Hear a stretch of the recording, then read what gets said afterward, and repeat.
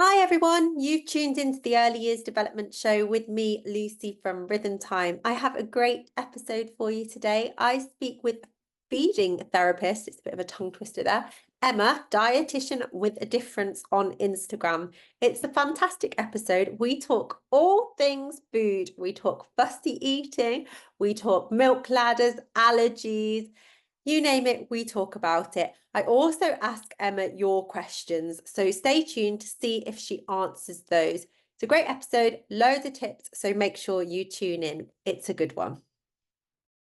Ha ha ha, hee hee hee, you are here and so are we. Ha ha ha, hee hee hee, you are here and so are we.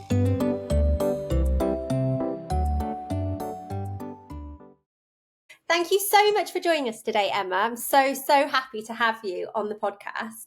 I know a lot of our guests are really excited about this one. We've had quite a few questions posted to us, so I will fire those at you later. But first of all, if you could just tell me a little bit about your background, what inspired you to start child's nutrition, and things like that. So yeah, my name's Emma Shafqat and I'm a paediatric dietitian. I help parents with fussy eating and food allergies. And what inspires me the most, and the reason partly why I'm in this, because I have a little girl who was born prematurely, had severe reflux, went on to have a cow's milk allergy and an egg allergy, basically hated weaning, didn't put anything really in her mouth. The whole experience was just really, really stressful.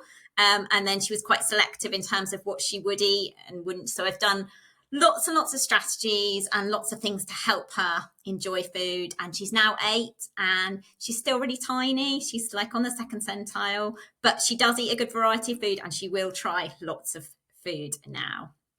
Oh, amazing. And I think that a lot of our mums at home will be nodding along and really wanting to kind of hear more from you, because it's a really common thing, isn't it? A lot more common than perhaps you would think. Yes. Yeah. Especially issues with eating, especially if they've had any kind of problems with eating to start with, or they've struggled with reflux or allergies. A lot of the children I see that, like, particularly who are struggling with like fussy eating, it's often comes back to the fact that they've, maybe had something that wasn't a positive experience with food in the first place. Yeah. And so your platform, you share most of your things on Instagram, is it? Is this where your audience is?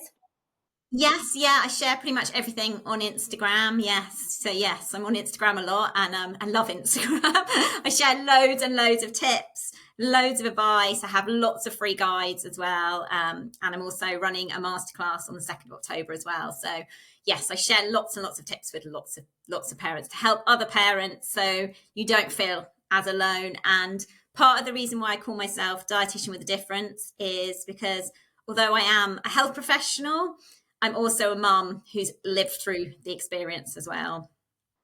And I think that's really important, having that kind of real experience. You can really relate to what parents are going through. And sometimes I know some parents have said that they feel a little bit guilty that their children isn't having vegetables, or they feel worried they haven't had enough water in the day and things like that. So I guess having that emotional connection really helps. And as you said, give your dietitian with a difference. Yeah, definitely. You're not alone, and I have been through the journey as well, so I know how stressful it can be as well. Very stressful. So what I've done is I've popped some of the questions into categories that we can discuss. So first of all, if we can talk a little bit about the common challenges. So what challenges do you see most often from families when they come to you? What are the key challenges that people come to you with? So mainly it tends to be like fussy eating, to be honest, and struggling with getting their child to eat and try new foods. And meal times have become really, really stressful. I also see a lot of parents with, like, for example, cow's milk allergies as well, or soya allergies, or other kind of, food related allergies as well. And then I also see parents with a range of other things. So things like their child might be dropping weight or centiles, and they need nutrition support on that side as well. But yeah, I also see a whole range of children as well, because I also work in a school as well. So I see a lot of tube fed children as well, a lot of ARFID, autistic children as well. So again, it's a whole range of children as well. Fab. And I guess a different approach to every single family. You would say quite a personalised approach with that. So you mentioned the most common being fussy eaters. So talk me through that. What would cause a child to be a fussy eater? Is it just them, or? Yeah, I mean, it depends. Every child's different. I would say from my experience, my child, obviously, because she had a milk allergy, her first experience of having milk was obviously very painful. She had lots of reflux and she was very unhappy and cried basically nonstop for about 3 months. So again, when we came to weaning, her whole relationship with food, I don't think was particularly positive. So I think some children can struggle at the weaning stage, like my little girl did. But some children wean lovely and they eat everything. And then they get to about sort of 18 months and then they stop and they start cutting more and more foods out. And this can be what we call the neophobic stage, which basically goes back to our ancestors. So when we were thousands of years ago, when children could start moving around, they could pick up things like, for example, like poisonous berries or something. So then there's this inbuilt evolutionary thing, which doesn't help us for today, which means that they can be quite fearful of new foods as well. So it's basically to protect them as well. So they'll wean really lovely, eat all these vegetables. Parents get really excited. They're like, oh, my child's going to be a massive foodie. They're going to love food. Everything's going to be great. And then suddenly they start cutting more and more and more foods out and things start to get really, really stressful. So again, it can be to do with that neophobic stage, because again, remember when a child's in that first year, they're growing really quickly. And then after that first year, so year 1 to 2, they're not going to gain so much weight, only maybe a couple of kilos, obviously depending on the child, but not a lot. So again, their growth slows, they then hit that neophobic stage. So combined together, sometimes that can cause that kind of fussy eating stage. So it's interesting you say about this neophobic stage. When kind of typically do you see that? How old is the child? So it tends to be around 18 months. I have had parents who've had it a bit earlier, depends on the child. In sort of typical children, it can often last a few months and they can sort of come out of it, but other children struggle and it can last for years as well. But there's lots of strategies and things you can do to help them in that stage as well. And I think the thing is, the sooner you get help, if you're really struggling and your child's being really, really restrictive, the better, because the older they get, sometimes it can get harder. You've got to kind of undo some of, that's gone on for a long time as well. So I do say get help, as, if you are really struggling, definitely get some support, because there's lots of things we can do at that stage as well to help them. Fantastic. So what are some of your tips for mums that potentially have a fussy eater or are showing signs of this stage? So with the neophobic stage, I would definitely say, and something that I get a lot of parents come to me, is that children will often eat off your plate or they'll want to eat your food. And some parents are like, oh, I don't really want them eating my food. That's my food. They should eat their own food. And I would say, no, let them eat off your plate, because actually what that does is that tells them that food is safe. So this sounds extreme, but like nothing bad's happened to mummy. I've just watched her eat that food. Nothing awful's happened to her. So therefore that food must be safe. So therefore let them eat off your plate, let them interact with food as much as you can. So lots of playing with food, lots of making food, all of those things can be really good at that neophobic stage, because you're trying to help them. And we have something in feeding therapy that we talk about, the 32 steps to eating. And it's very much and everyone thinks that eating is a really straightforward process and it's just step 1, step 2, you eat. But actually there's loads and loads of little steps to eating. So the more we can interact with food, the more the child can smell food, touch food, and be around food, that can have a really positive impact on their eating as well. That's amazing. And it's a really interesting thing, isn't it? Because years and years ago, you always heard people say, never play with your food and things like this, whereas it's actually the opposite. It does really make sense. I remember when my little girl she was before this stage, I would say. So when she was just probably 1 maybe, and she would watch me eat. She would really show an interest in what I was eating. And I guess, as you say, it makes her feel, if mummy's eating that's safe. That's a safe. Yeah.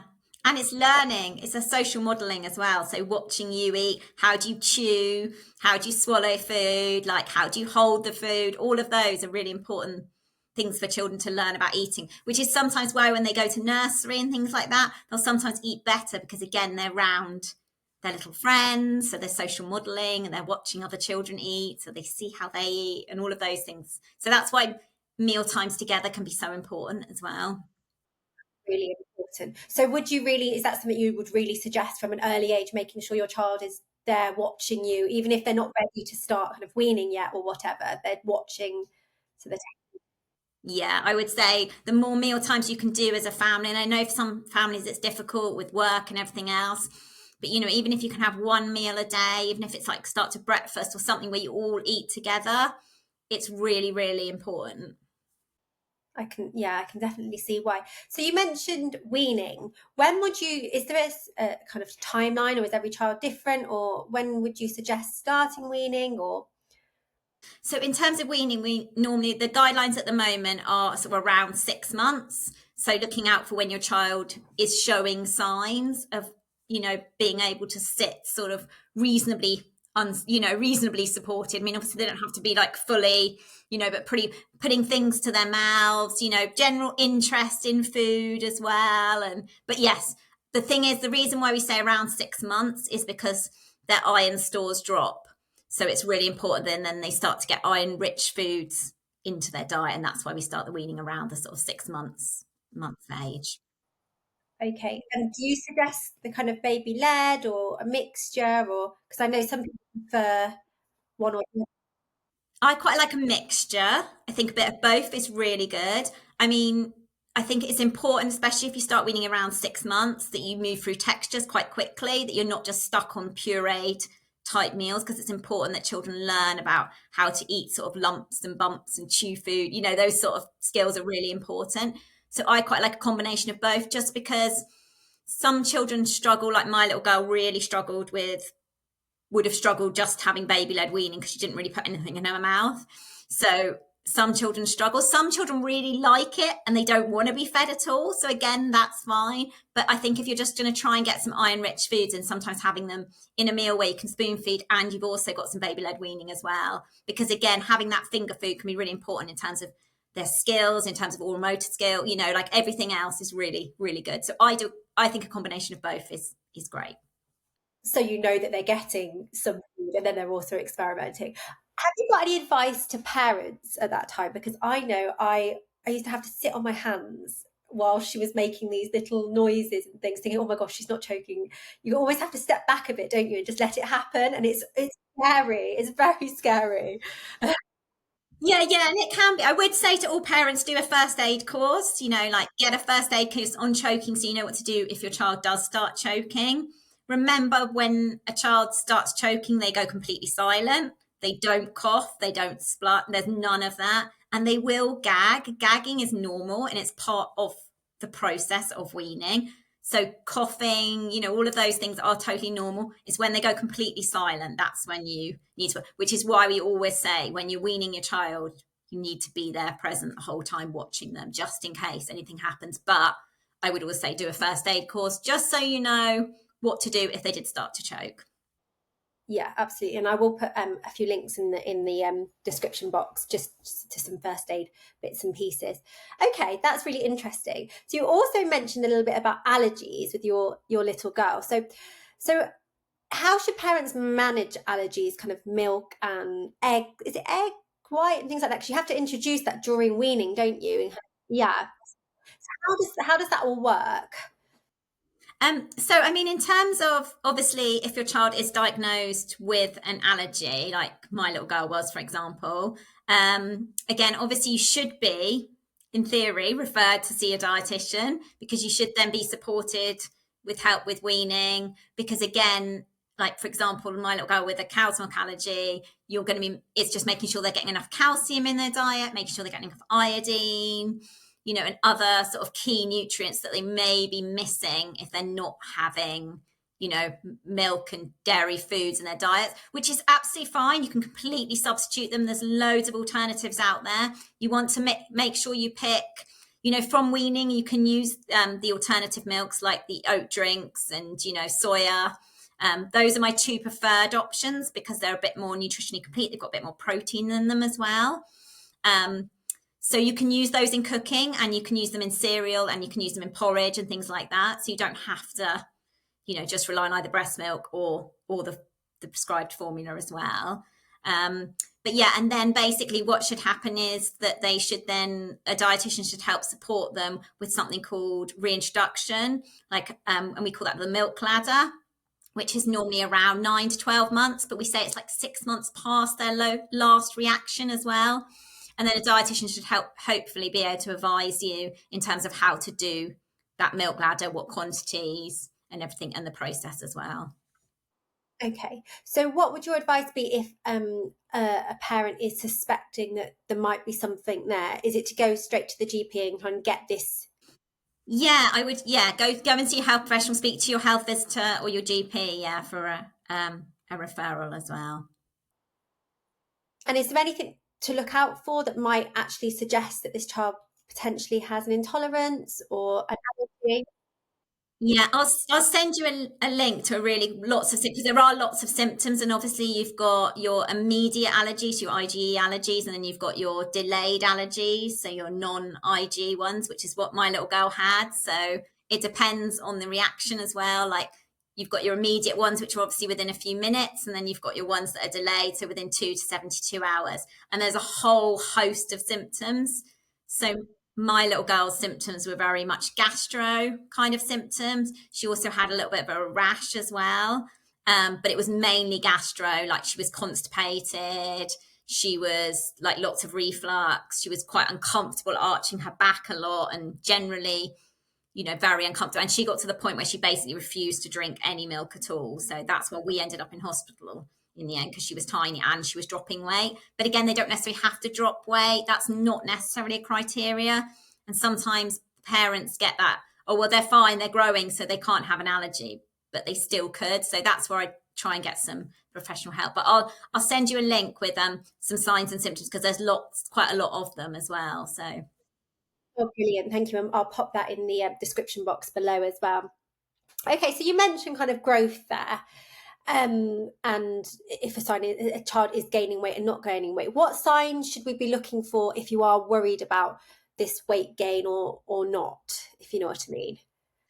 So in terms of what you're looking for is, obviously you should all have been given a red book, and you can track the child's growth on that. So basically, if your child's dropping like 2 centiles, for example, then we classify that as potentially faltering growth. So as long as they're maintaining whatever centile they were on, as long as they're maintaining it. So for example, my little girl's on the 2nd centile. She's not going to be on the 50th centile. She's going to track along the 2nd centile. And as long as she doesn't start dropping below that, then that's okay. And a lot of parents get really worried about centiles, and they're like, oh, my child's really small. And I'll see them and they're like, but they're on the 9th centile. And they're like, yeah, but all their friends are really big. And I'm like, yeah, but that's okay, because they're tracking their centile. So all a centile is basically if you had 100 people lined up, one person's going to be on the 99.6 and one person's going to be in the 0.4th as well. So you've got, everyone's different. And as long as they're tracking their centile, that's the most important thing to do. If they start dropping centiles for weight or height, that's when you want to be monitoring it. And again, a GP should refer you to see a dietitian if they start to drop weight, because children should keep gaining weight. It will slow, but they shouldn't be dropping weight or maintain it or being completely stable either. Yeah, I suppose it's worth mentioning here, when you have a child, a very newborn, they do drop weight to start with, don't they? But I think we're talking about a little bit older. Yes, yeah, sorry, yeah, I'm talking about like older children. But yes, when you have a newborn, yeah, they do. It's normal for them to drop weight, yeah. But again, hopefully, your midwife's involved or health visitors involved monitoring at that stage as well. Absolutely. And I think, as you say there, with the red book, you do see a health visitor or your midwives and people quite a lot anyway, and that's the one thing they measure, their height and their weight. But if you do have any concerns and things like that, yeah, it's really good to get it seen. Okay, to get them seen. I've also got a note here about diet issues causing things, as you mentioned, with your daughter, perhaps like constipation and things like that. Is there any way that you can modify a child's diet to help with that? Yeah, there's lots of things you can do with constipation. Often in young children, especially toddlers, it can be quite common, especially when you're around like the potty training stage, and they can be holding and things like that as well. One thing I would say is fluid is often one of the big factors in young children. So again, trying to get them to drink more can be really, really important. So lots of fun games with straws and races, and anything you can do to try and get them drinking a bit more. And then also looking at, like, again, their fiber intake. So again, looking at, if your child likes kiwi is brilliant. It's got enzymes in it which help with gut mobility. So kiwi is fantastic. Pears, prunes, things like that as well can help as well. So yeah, just getting some of that fiber in as well. And then the other thing is movement. So jumping around, running around, all of those things can help as well. Brilliant. And do you have ways of kind of disguising fruits and things like that if children aren't so keen? Yeah, I mean, you can obviously make them into like things like smoothies and stuff like that as well. Sometimes that can work for some children as well. And then you could add in some seeds to get a little bit more fiber and blend it up and things like that. So that's definitely an option. Adding like even into things like yogurt and stuff like that, mixing the fruit in and things like that can sometimes help as well. Yeah, just a master. I have become a master at disguising bits and pieces sometimes with my little girl. She's not very good at taking medicine, so we have to put it in a yogurt and mix it. Yeah. Yeah. Okie doke. Right. So I've written a few things about problem eating now. So how can parents distinguish between actually having a problem and the being an issue and just being a picky eater? Is there I can imagine it's quite a blurred line. It is a bit of a blurred line. I do have a really good checklist so people can have a look through and see. So again, I'll send you the link to that. So if parents are worried, I would say with a problem eater, they're normally more restrictive in terms of the number of foods. So again, you're sort of looking at about 10, 15, maybe up to like 20, but it's quite restrictive in terms of the number of foods. Also, the other thing I find with problem eaters is they can be quite fearful of food.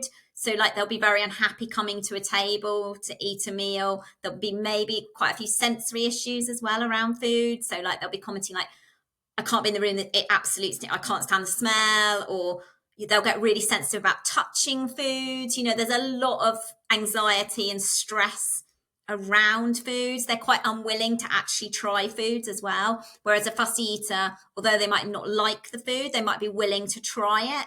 Whereas a problem eater is much more extreme, is probably might create, show a lot of anxiety around or be unwilling to try food as well. But I'll share that checklist and you can see there's quite a few based on the feeding therapy, the SOS feeding therapy, about the difference between a problem eater and a fussy eater as well.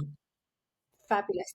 That would be brilliant. So I guess the tactic is more for a problem eater and more like a therapy side of things, addressing all of the concerns like the anxiety and kind of a more rounded approach.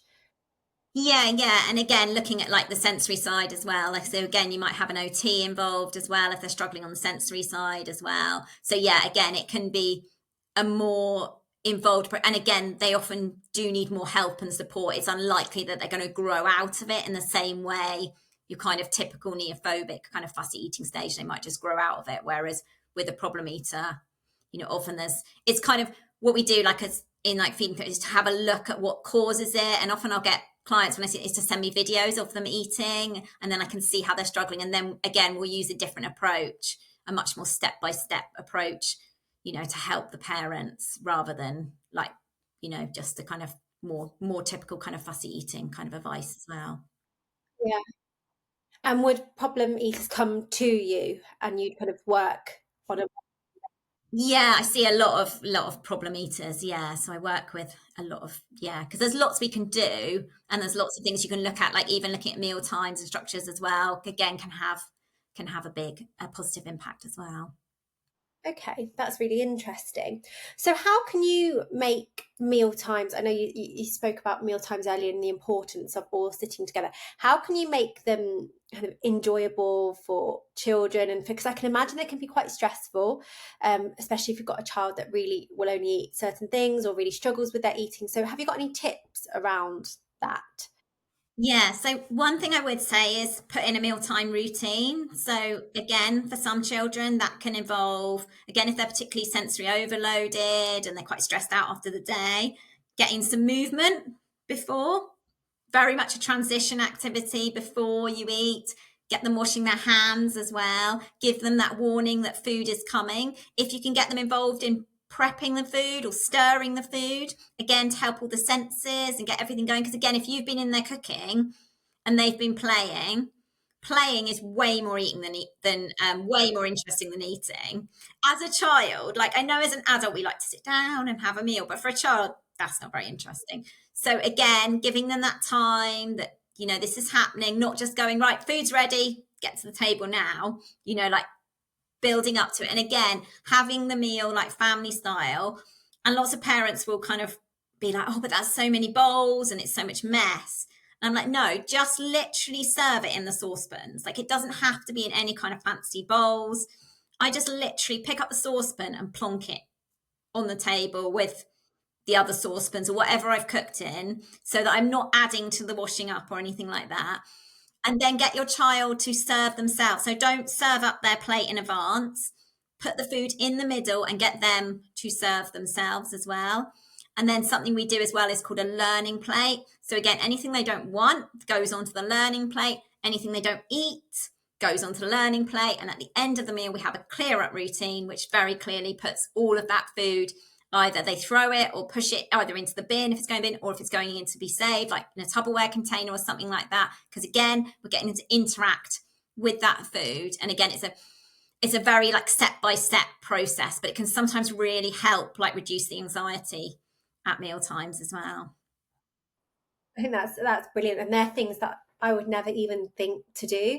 And I know my little girl at nursery, they always do self-serve, always, and she eats so well at nursery. She's quite a good eater at home, touch wood, but at nursery, I'll get the reports and she's eating lamb curry, and I think, lamb curry, are we sure? But yeah, so I guess having that interactive element and almost like they're a big girl, they're doing it themselves, and that type of thing. Yeah, and you're not overloading their plate as well. Because again, if someone puts loads of food on your plate, and remember, they don't have like big tummies, like their tummies are tiny. So again, sometimes as adults, we put way too much food on their plate, and that can be really overwhelming and then really stressful for them. So again, let them choose the little amount. And the other thing I would say is always make sure you serve something that you know they can eat. So some kind of preferred food option. So if you've got a child that's a really restrictive eater and they only eat pasta, that pasta needs to come to the table. Don't expect them to eat something that they can't eat. Maybe they don't have the skill yet. Maybe they're not ready to eat that food as well. So just make sure that there's always something on that table that they can actually eat, because that can help reduce the anxiety at meal times.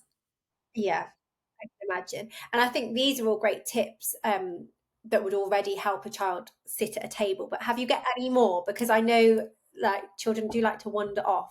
Is that something you would allow them to do? And Yeah, again, I don't have any problem. Children will not sit at a table for more than a few minutes, up to sort of 10 minutes maximum. Like they're not going to sit for long. One thing I would say is look at their chair. Make sure they're sitting at a 90-90 angle so that their feet are supported, so they're not dangling on the floor. I always say to parents, if you sit on one of those bar stools and how your feet are dangling and you're trying to eat and then you're trying to keep your core stable, it's really hard work. And if you do it tonight and you lift your feet off the ground, you'll realize how much of your core you've used and how that suddenly then makes eating harder.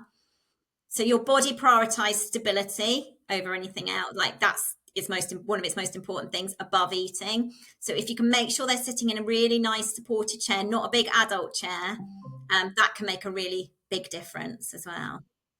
okay. And we mentioned you mentioned chairs there. What about high chairs? So is that okay to bring to the table and have it like that if you've got a child that's kind of Yeah, yeah. High chairs are fine. Get rid of the tray though. Once they start throwing stuff on the floor and they're not interacting, get rid of the tray, get them under the table and get them sitting, that's it. Because the tray is very much a kind of, when a child's not happy or they don't want to eat the food, they will tend to throw it. Whereas if they've got a bigger table, they can then push the food more away as well. These are some really, really good tips. And how about at meal times, like cutlery and things like that? You would give a child a knife and fork, maybe a plastic one, or Yeah, you can do, but again, children learn through eating and touching and playing with food. So again, I really wouldn't worry. I mean, yes, give the cutlery, you can teach them how to use it and stuff. But again, I wouldn't worry if they're just using their hands. I think, if I remember rightly, I think it's like 7 or something by the time they're 7 they should be using cutlery. But otherwise, up until then, yeah. I mean, I always think that like you don't see many 18-year-olds that can't use cutlery, so they'll probably be okay. yeah, that's very true. And the same with drinks. You'd serve drinks with dinner, and the same as everybody else would. Okay, that's really interesting. We've got a lot of tips there to try it to try at home. Okay. Have you got any success stories where you've made kind of improvements to families' meal times and children's diets and things like that that you could share?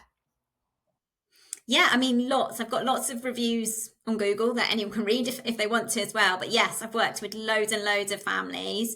I've got loads of feedback. I mean, one little boy I worked with recently who's like 3 years old, wouldn't basically eat anything or touch anything. He's now working really, really well, trying lots of new foods, interacting with new foods.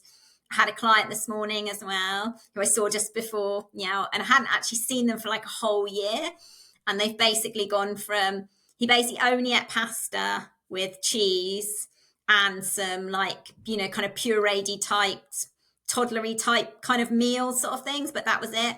He's now eating cottage pie, spaghetti bolognese. And they started with just literally reducing the stress at the mealtime, serving him his preferred food, which is what they weren't doing before. And literally, he's now like a year on, he's eating like all, and he wouldn't have anything touching. So we talked very much about deconstructing meals to start with. So mum really wanted him to have a cottage pie because it was something that they made.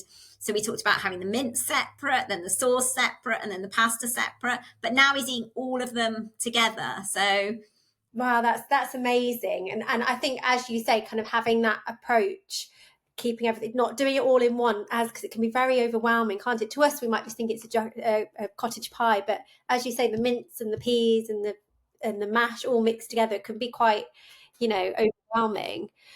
Okay, that's brilliant. Tell us a little bit about how you support families, and if families are at home nodding, thinking, gosh, I need help, how they can get in touch with you, and what that would look like. Yeah, so they can either get in contact with me at my Instagram account, dietitian.withadifference, or my website, dietitianwithadifference.co.uk. In terms of services that I offer, I have a Creating Confident Eater program, which is either sort of 3 appointments or 6 appointments, depending on how much support they want. And I do a full dietary assessment to start with. I just always like to say to parents, there's no judgment on what your child is eating. It's more about understanding, are they low in protein? Are they low in iron, zinc? Because again, that can affect appetite as well. And I also get them to send me little videos of them eating as well. And again, no judgment, just to get an idea, are they struggling with anything? Can I see anything that's going on that might be making meal times difficult for them? And then we build a whole plan together and a whole strategy that's personalised for their child as well, based on where they are and also where parents want to get to. Like, for example, the one I just shared where they wanted to get them eating cottage pie. So it's like, how are we going to do this? And I've got another one where we're doing jacket potatoes for school, and they're very much doing the steps to eating steps. And they've got him to the point now where he'll put jacket potato on his face. So we're like moving it up step by step by step. And that's where, like, as a feeding therapist, I can help them with all of those sort of sides. And then I offer unlimited email support, so they can message me anytime they want to as well. So they're not on their own, because I think that's the hardest thing about being a parent with a fussy eater is you have good days and bad days, don't you? And sometimes you need someone to go, help, I'm here. Can you help me get to here? So absolutely. And I guess, would it be worthwhile parents kind of keeping a bit of a food log before coming to you, so they've got that information? yeah. So I get them to complete the food diary in advance before I see them, so I can and I use an app as well, so I analyze everything that they're getting as well. But yes, food logs are really useful. I always get them to input everything that the child's eating as well for sort of 3 to 5 days, not for too long, because otherwise it's a bit overwhelming. Imagine. Brilliant. That sounds fantastic. Thank you so much. I've really enjoyed that, and I've learned so much already. There's so many tips that I'm going to try tonight at home. My husband will be like, "What is going on? We're self-serving. We're all at the table." But yeah, thank you so much. I think a lot of our parents at home will really take a lot from that chat that we've just had. I have actually taken to Instagram, and I've mentioned to our followers that you were coming on the show. So we've had lots of people message some questions, if that's okay for me to put to you. Quite a variety of questions. So we'll start the first one. So the first one's about vitamins for toddlers. So should toddlers be taking these gummy vitamins or these vitamins that we see in the shops? And if so, which ones are important? So in terms of the guidelines, it's 6 months to at least 5 years old that they should be having A and D, and also C. But there was a new report out recently, last year, that was saying that they might not need C, but I don't think the guidelines have fully changed yet. So we're still recommending A, C, and D. And everyone should be taking vitamin D. Everyone from all the way through to adulthood as well. So we should all be taking vitamin D, especially in the winter because we don't get enough sun. And based on this summer, we definitely didn't get enough sun. So yeah, everyone should be taking vitamin D. In terms of vitamins, the guidelines for like vitamin D, for example, are like 10 micrograms. A lot of them I find are low and they're only about 2 or 5. So that's something that's worth checking on the label. Normally vitamin A is the right amount, but I find vitamin D can be a bit low. In terms of whether it's a gummy or a liquid, it doesn't really matter, to be honest. Whatever your child will take is just about getting. And then again, if I see a child that's much more restrictive, and again, I'm working with them, and again, I've done a whole nutritional analysis, and I see that they're low in iron and zinc, I will recommend particular vitamins based on what they're low on as well. Okay. And so they're needed as a supplement. You can't get them through food, or you can, but Yeah, maybe to start with, while we're working on exploring food and building their confidence with food, you might, look at them and go, oh, actually, you're really low on this. And the chances of us suddenly getting them to eat, maybe red meat, for example, like that little boy with the cottage pie, it might take time. So in the meantime, I just want to make sure they're getting the nutrients that they need. fabulous. Okay. The next one is healthy snacks. So what are some good snacks for kids that are healthy and easy to prepare? So my daughter's favorite at the moment is like rice cakes with peanut butter and kind of fruit as well. That's a really easy one.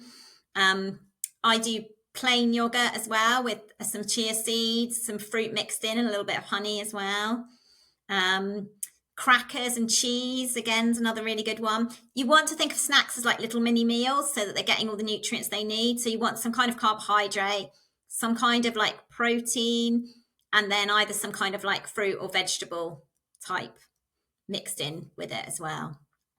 Brilliant. And any from the shops that you need to grab and go, anything that you would recommend would be, because there's so Yeah, I think you should. Yeah, I mean, there's lots of cereal bars and things like that, but just check the sugar because some of them are really high in sugar as well. I mean, personally, I prefer buying like plain rice cakes, things like that as well, and going down that route. And, but again, like fruit, things like that as well are good options. But yeah, just check the labels because some of them are very high in sugar and they're kind of marketed with very pretty children-friendly labels. And yeah, just double check like the sugar levels and stuff. But if you can make things like just crackers and cheese or rice cakes and those sort of things, they can be really quick and easy to make as well. A lot cheaper, yeah.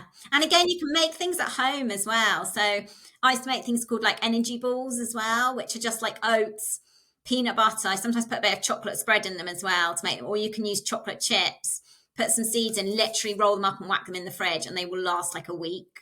So then you can just grab one out as well. And again, things like flapjacks you can make, or you can make, there's loads of amazing accounts out there on Instagram as well, like banana muffin type things, or little, like loads of things that you can make as well, and just literally store or make them on a Sunday and then store them in the fridge for the week, and then you can just grab and go.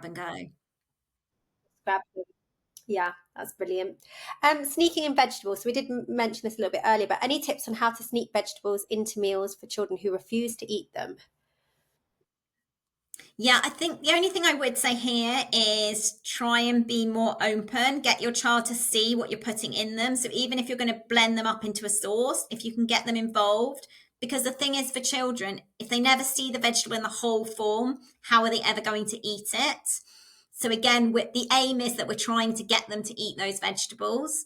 So again, the more you can get them cutting the vegetables up, and interacting with the vegetables and serving the vegetables in the whole form as well as maybe serving them in a sauce is what I would do. I would also say serve them before when they're really hungry. So at dinner time, if my little girl says, I'm starving, I will cut up like carrots, for example, that, again, depends on the child and what they eat. And then I will serve that. I won't say anything, I'll just serve it to her in a bowl. She's much more likely to eat a lot more of those carrots then than maybe at the mealtime as well. So that can work really well as well. Yeah, and you think, yeah, okay. Someone's put a question about dairy intake. How much dairy should my child be having in a day, especially if they don't like drinking milk? So ideally, we're aiming for 3 portions, but again, it's all to do with calcium intake. So if they're having calcium rich foods instead, then that's absolutely fine. So things that are high in calcium, for example, tofu, if it's set in calcium, is really, really high in calcium. Anything like tinned salmon that's got tiny, tiny little bones in it, that's really high in calcium. Oranges have some calcium in them as well. And then you've got all the fortified. So if you've got a child, for example, with a cow's milk allergy or a child that doesn't like milk, like my little girl who's grown out of her cow's milk allergy but still will not drink milk, she still really likes soya milk. So again, you've got all the alternatives. Just make sure you don't pick anything that's organic. Pick something that's fortified with calcium as well. Okay. And would you recommend perhaps things like chocolate milk, or is that a no? Again, it depends how you're making it. So again, if you're putting just like cocoa powder and it's not got a load more extra sugar in, then yeah, that's absolutely fine. I've done things like melted dark chocolate in as well. There's also some of the ones that are fruit based, but I think it's Sweet Freedom. I've used that before. It's not got very many calories in, but it's mainly made from fruit. But it is chocolate flavored. It does taste really good, and it hasn't got that much sugar in and stuff. So that can sometimes work as well. Right. Foods to avoid. Are there any foods to avoid giving to a baby or a toddler until they're a certain age? So foods to avoid like whole nuts. So obviously not until over 5. When you're weaning, it's things like obviously honey under 1. Things like, I can't imagine many people are feeding their child shark or swordfish or anything like that. But again, those are the things because of the mercury levels.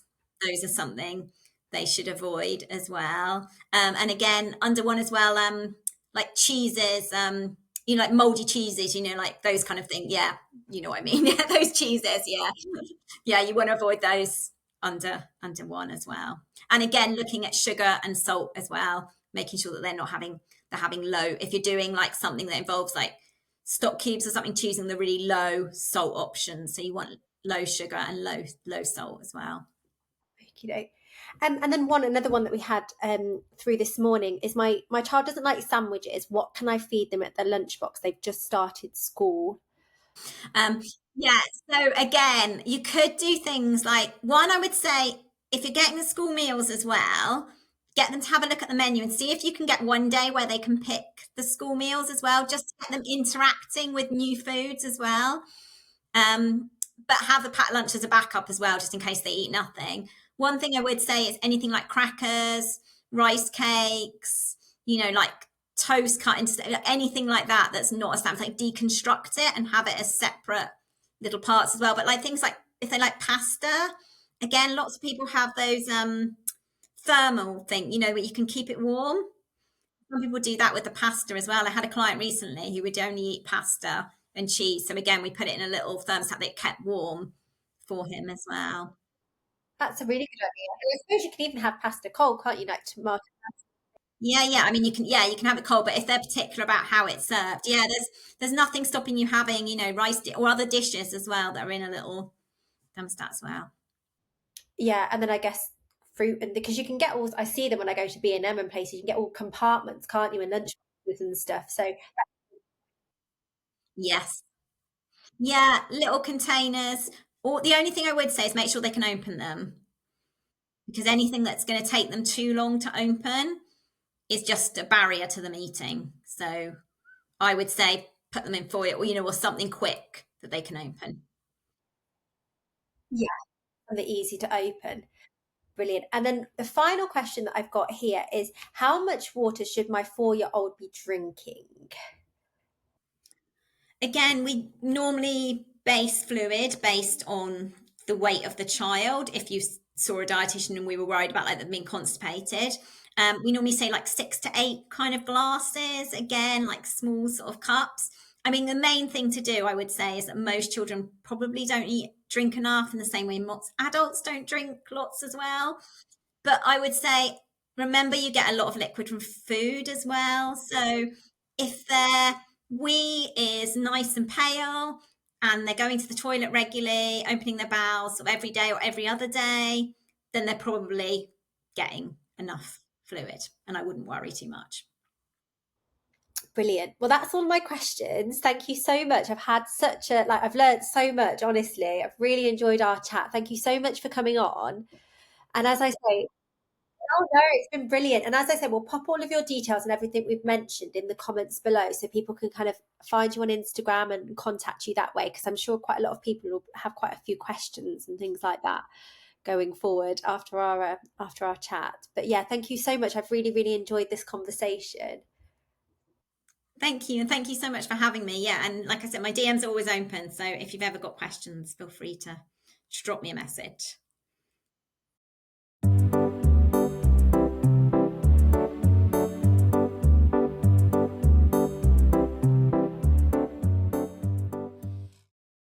A massive thank you to Emma for joining us on today's podcast. I have found it so, so interesting, and I'm going to try so many of those tips at home with my little girl. I hope you found it interesting too, and I hope Emma answered any questions you have. If you have any more, please drop us a message and we'll make sure Emma gets those questions. And stay tuned, because I've got so many more podcasts lined up. Have a lovely day.